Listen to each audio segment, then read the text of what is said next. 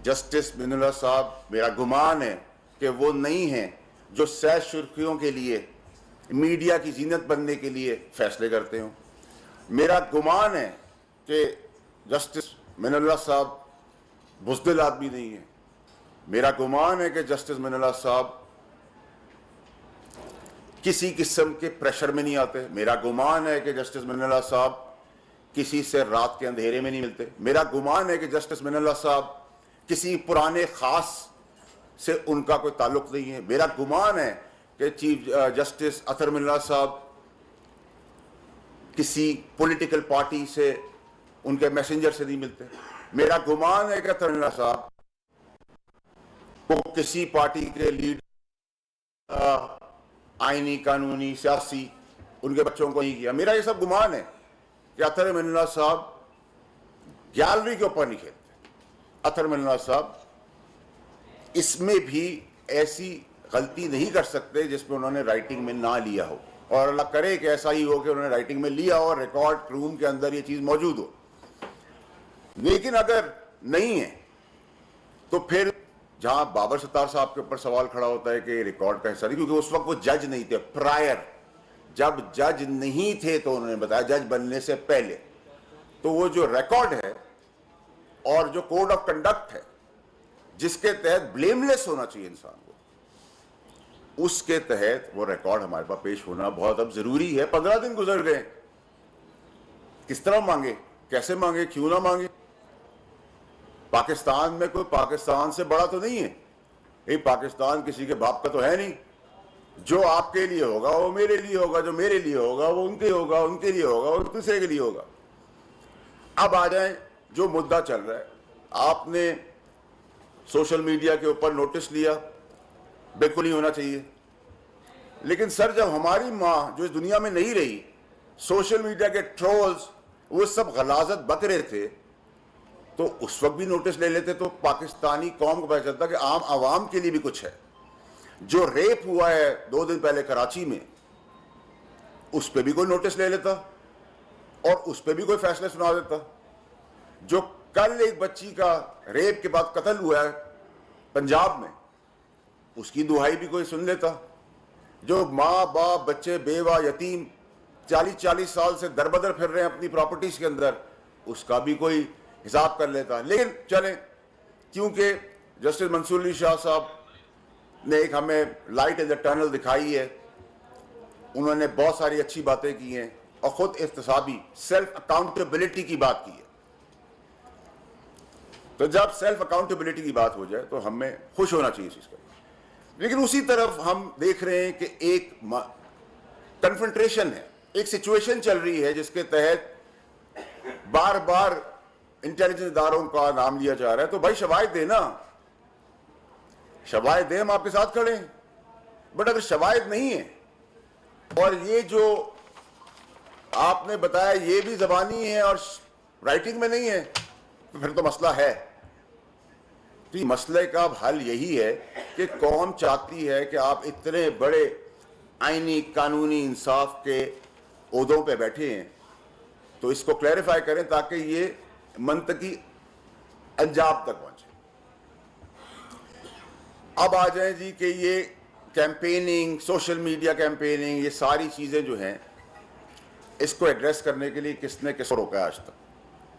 सस्ती रोटी गरीब के लिए हुई स्टे ऑर्डर, जब 5 रुपए से 40 रुपए तक रोटी के कोई स्टे ऑर्डर नहीं। नस्ला टावर सड़क पे बिलबिला उठे हैं, गरीब बच्चे बर्बाद हो गए, उनके मां बाप, कोई सुनवाई नहीं। फैसला था कि मुझे उस वक्त के फैसला देने वाले का कि मुझे पुराना कराची चाहिए। रेकोटेक में अरबों डॉलर का नुकसान अदालती निजाम ने कर दिया। अरबों डॉलर भीख मांग रहे हैं हम डॉलर्स की। क्या हुआ? 46 साल बाद आप भुट्टो साहब की बता रहे हैं फांसी हो गई थी, हमारे पैदा होने से पहले हमें पता था। सिंबॉलिक सजा क्या दी गई?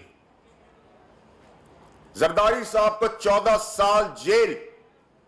कौन सा कानून है? किस कानून के तहत ये हुआ? नवाज शरीफ साहब को पैसे ना लेने पर ब्लैक लॉ डिक्शनरी के तहत ना अहल कर दिया गया, कोई पूछने वाला नहीं। इमरान खान साहब की चलती हुई गवर्नमेंट फिर छुट्टी वाले दिन खोल दी जाती है, प्रिजन मैन पाबंद किया जाता है कि नो वोट ऑफ कॉन्फ्रेंस लिया।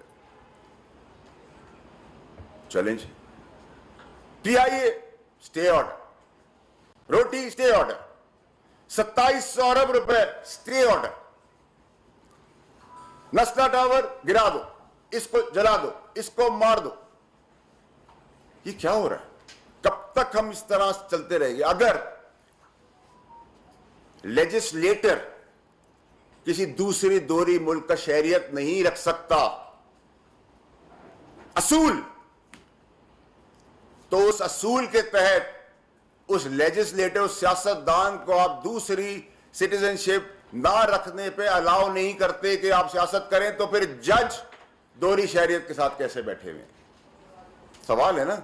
आपके लिए शराब हलाल है, हमारे लिए शराब हराम है, मिसाल है। ये कैसे हो सकता है और क्यों हो रहा है?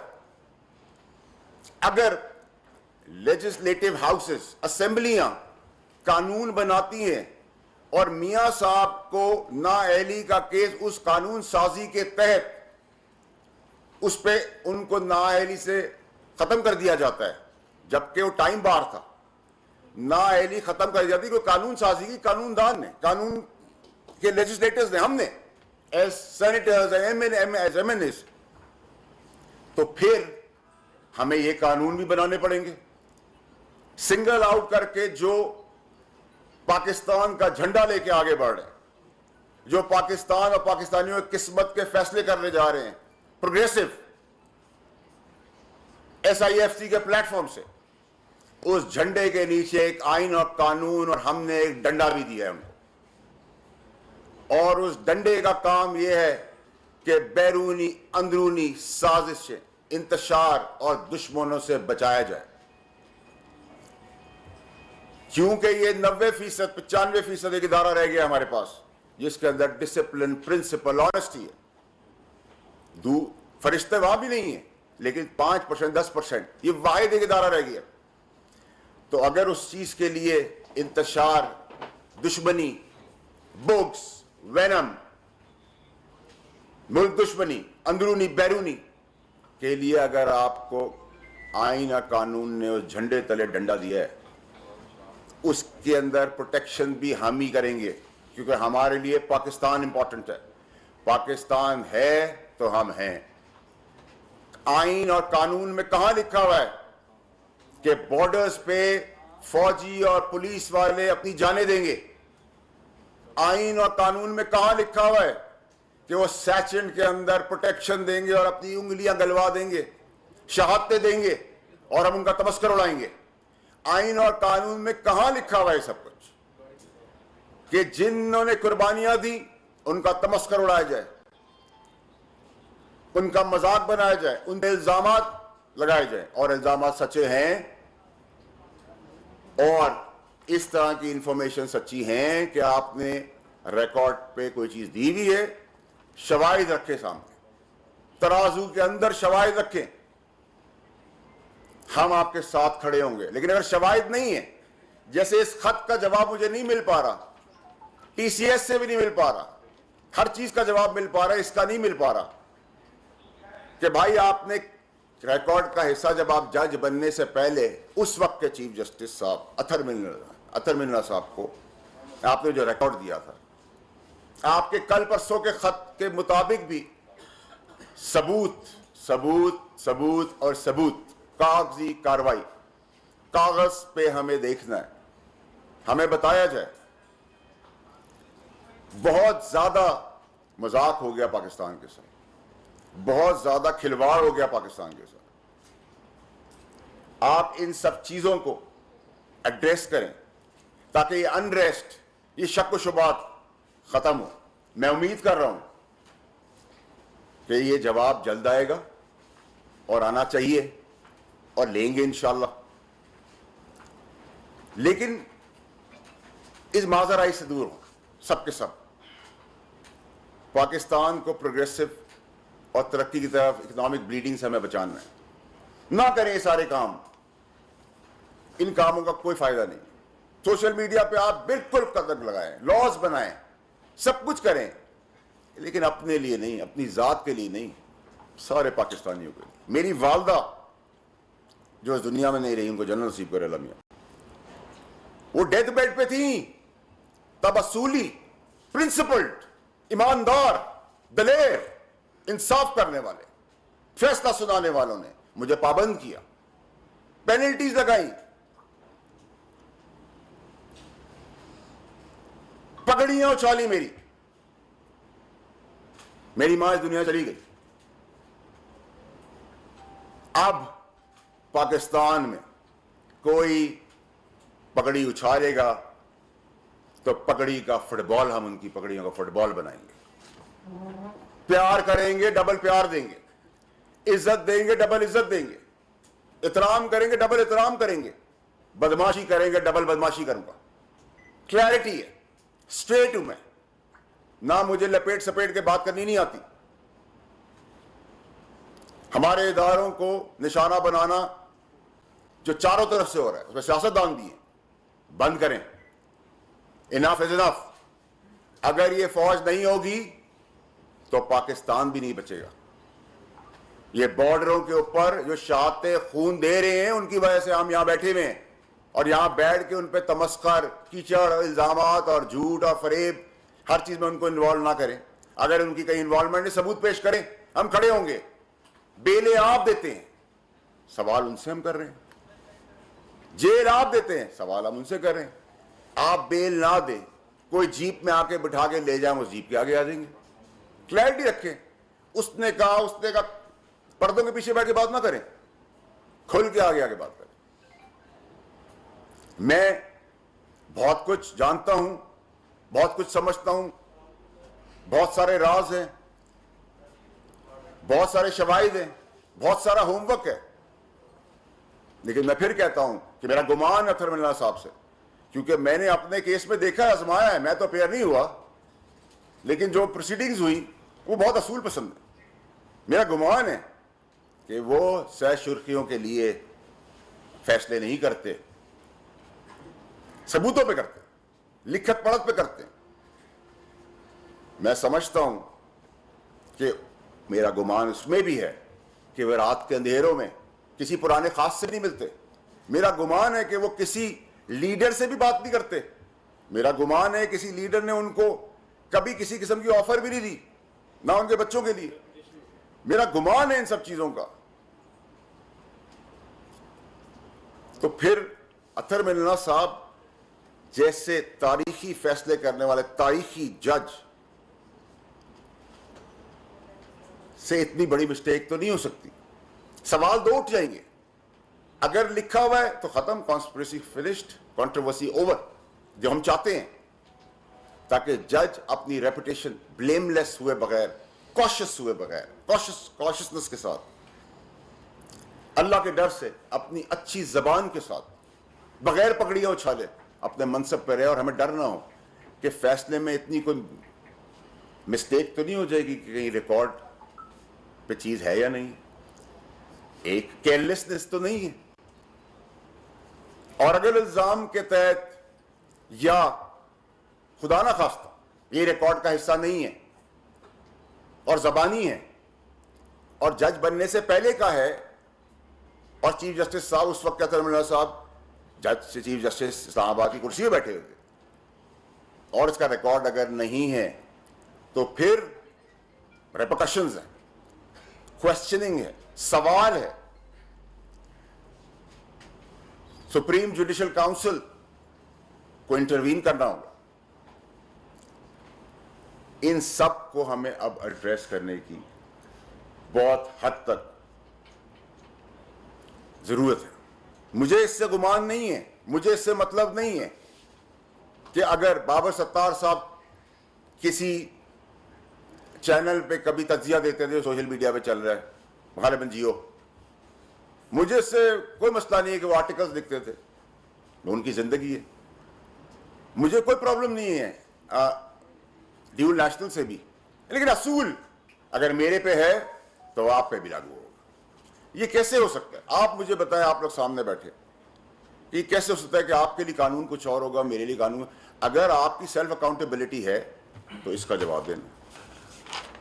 आपकी अगर सेल्फ अकाउंटेबिलिटी है और आप एक मनसब पे बैठे हुए हैं, जज हजरात, जिसके ऊपर हमारा तकिया है, आप इंसाफ कर रहे हैं, तो फिर जिन जिन पे आपने इल्जाम लगाया समेत इंटेलिजेंस इदारों पे सबूत हमें फिल फॉर चाहिए, ताकि हम आपके साथ खड़े हों। हम अदालती निजाम जो जबरदस्त तरीके से 141वें नंबर पे है और जो छक्के चौके लग रहे हैं, 300 भी क्रॉस कर जाएगा, उसको हमने रिवर्स गेयर लगाना है। 140, 138, 125, 100 रिवर्स गेयर लगाना है। उन लोगों के केसेस का फैसला करें जो जस्टिस मंसूर अली शाह साहब ने हमें बताया। मैं जस्टिस मंसूर अली शाह साहब के सामने पेश हुआ, जस्टिस आयशा मलिक साहिबा के सामने पेश हुआ, जस्टिस चीफ जस्टिस बंदयाल साहब के सामने पेश हुआ। मैं खुदा की कसम खा के आपको कहता हूं अपनी, कि आप जब ऐसे लोग, ऐसे जज हजरात के सामने बैठते तो आपका सीना इतना बढ़ जाता है। उनके कलम में इतनी ताकत होती है कि वो आपकी जिंदगी के फैसले कर देते हैं, कर सकते हैं, सही या गलत। लेकिन जिस तरीके से वो आपसे बात करते हैं, जिस तरीके से फलदार तरक झुक के बात करता है, फर्म होते हैं, पगड़ी नहीं उछालते, कानून पे बात करते हैं, सह सुर्खियों का फिक्र नहीं करते, रात के अंधेरे में नहीं मिलते, अपने आप को बिकने के लिए तैयार नहीं करते कि मेरे जैसा आदमी जो प्रिपेयर्ड ना हो वो जाए, उससे एक कदम बोला जाए, मैं 10 कदम आगे बढ़ जाऊं। यही काम है सजा और जजा की कुर्सी पर बैठने वालों का, कि जब सजा हो तो सजा से जब बंदा बाहर निकले तो ये सोचे मेरे साथ इंसाफ हो। यहां ये डर ना हो कि अगर मुझे कोई लाइक नहीं करता, मुझे कोई पसंद नहीं करता, मेरा केस मेरिट पे होगा, तब भी अपनी पसंद नापसंदीदगी के ऊपर फैसला कर देगा। इन सब चीजों को प्लीज एड्रेस करें। इन सब चीजों को अब बहुत देर हो गई, प्लीज मुझे इन सब चीजों का जवाब 19A के तहत, जो चीफ जस्टिस साहब जस्टिस काजी फाइज ईसा साहब के ऑर्डर के मुताबिक है। और मैं आखिर में उन 2 मीडिया हाउसेस को भी बताना चाहता हूं कि वो दिन चले गए जब आप 2 आइन और कानून के ठेकेदारों को मिला के सियासतदान और दीगर को उठाते बिठाते थे। अल्लाह का शुक्र है, मैं अब आपको बताऊंगा कि उठाना बिठाना, उल्टा करके लिटाना किसको कहते हैं। पगड़ियां आप कोई नहीं उछाल सकता, प्रोपेगेंडा मनफी इंतशार कोई नहीं फैला सकता। Thank you very much.